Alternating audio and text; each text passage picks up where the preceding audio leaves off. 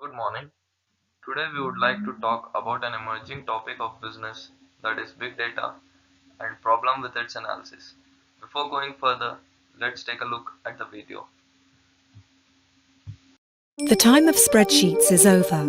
A Google search, a passport scan, a barcode reading in a supermarket, your online shopping history, an EKG reading, CCTV footage, a photo of a sandwich, a voice message, a tweet.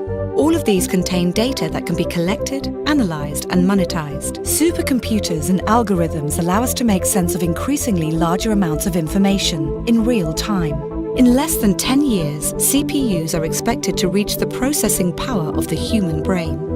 A survey done by the Global Agenda Council on the Future of Software and Society shows that people expect artificial intelligence machines to be part of a company's board of directors by 2016.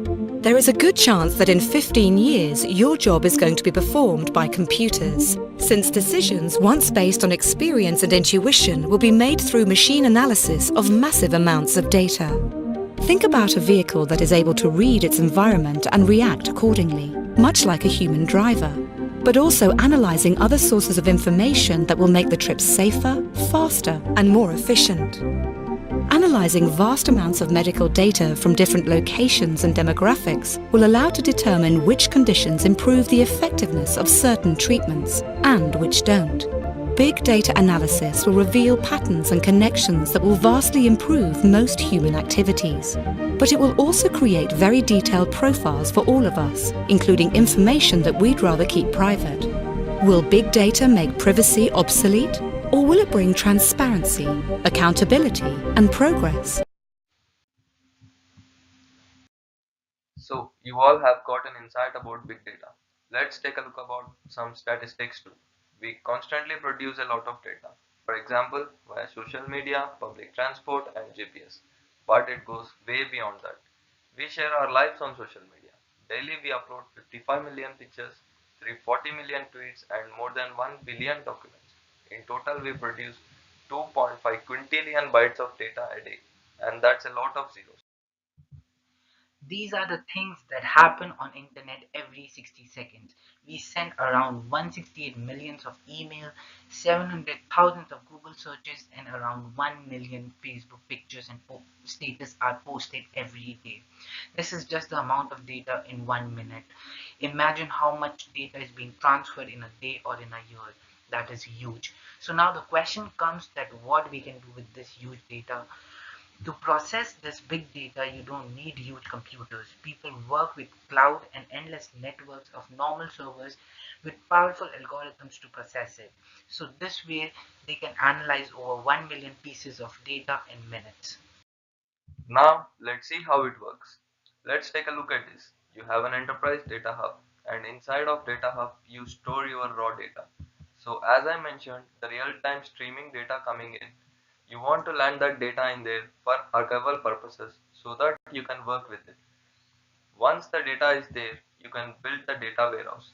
The idea of data warehouse is aggregating the data and modeling it for easy analysis and decision making. This will also have real-time APIs where you can interact with the data in real time, and will also support machine learning. Machine learning is the algorithm that we generate to have intelligent products that are helping us in making things more efficient and more convenient decisions for our customers and our users. Now I will talk about some examples where big data is being used. Video streaming website Netflix analyze the big data of their viewers like popular shows, watching patterns, and this way they produce a successful series with a perfect combination of actors, directors, and a storyline. Right now, big data of traffic is being analyzed to develop a car that can drive completely accident-free all by itself. And in future, we can even use big data of DNA to determine the perfect treatment. This way, curing genetic diseases like cancer becomes much easier, and that's just the start. Having described the stages on big data analysis pipeline, we can now turn to some common challenges that undermine all of these stages. First one is heterogeneity, which leads to complexity in data analysis. Second one is incompleteness, which leads to inaccuracy in data analysis. Next is timeliness, which leads to real-time inaccuracy in data analysis. And the last is scaling, leads to big data security. So let's talk about heterogeneity. Big data is often noisy, dynamic, heterogeneous, and untrustworthy. Note that this data includes images, text, and in future it will include a lot of videos. The amount of this data is exponentially increasing. Extraction of such data is highly application dependent, but for many emerging big data domains, these do not even exist. Next is insufficient filters. Today, much of these data is of no interest and it can be filtered and compressed by order of magnitude. One challenge is to define these filters in such a way that they do not discard useful information. For example, when we consider news reports, it is not enough to retain the headline of any organization by its name. We need the full report, and sometimes these filters discard the important information. And the last one is big biasness. So another issue with a lot of data is that it can create biases. Let's say you have two poles. It can be pretty easy to decipher what those poles are saying. Now, if you're analyzing 100 surveys, there can be much more nuisance issues within the data. Well, the more data you have, the more wiggle room there can be to sway the stats. The second problem is incompleteness. Today, big data is very broad, but it's not very deep. The breadth of information from thousands of different sources is big data's great advantage, but it also excludes a certain group of society. If you want to be captured in big data, then you are going to have access to electronic money, credit cards, debit card, and bank accounts. You need to have regular access to the internet and use of e-commerce.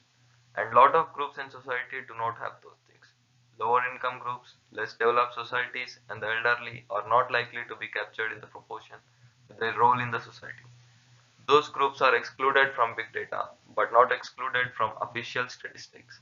Means we have to be very careful in translating big data in a macroeconomic sense through a big picture of overall economy. If I talk about the country where I belong, India, we still do not have full access to the internet and electronic money. If we want to analyze the big picture, then we need to consider all those factors. The next challenge is timeliness. The design of a system that effectively deals with the size is likely to result in a system that can process a given size of data set faster. Here comes the concept of data velocity, which means the size at which the data can be received as well as analyzed. There are many situations in which the result of analysis is required immediately, so that basically means that we need to acquire and analyze data in real time. For example, if a fraudulent credit card transaction is suspected, it should be ideally be flagged before the transaction is completed, potentially preventing the transaction from taking place at all. Even in the financial market, they do not tend to react more accurate data that is published subsequently in revisions. So unless the details are accurately predicting the errors in the initial data release, big data is not going to predict the information that market will react. The last challenge is scaling and data security. Managing large and rapidly increasing volumes of data has been challenging issue for many decades. In the past, this challenge was mitigated by processors getting faster, but the volume of data kept on increasing exponentially, and this is higher than the rate of speed of processors. So they needed a shift in approach. This is when the concept of parallel computing came into existence. With further improvements, we got cloud computing. But with this concept again, we had certain drawbacks, and the most important is data privacy and security. Big data is here to stay, and as it should be, but let's be realistic. It is an important resource for anyone analyzing data. Here are the possible solutions for big data. First is data integration, and second is online techniques. So, with data integration, you can obtain deeper insights of big data. These days, too many people treat this as an afterthought, and that leads to security exposure and wasted resources. So, we start data acquisition keeping data integration in mind, which can help in data cleaning and data analysis. Secondly, we need online techniques that can process such huge streaming data on the fly, since we cannot afford to store the data first and reduce afterwards. So this was our small insight on huge topic of big data. Thank you so much.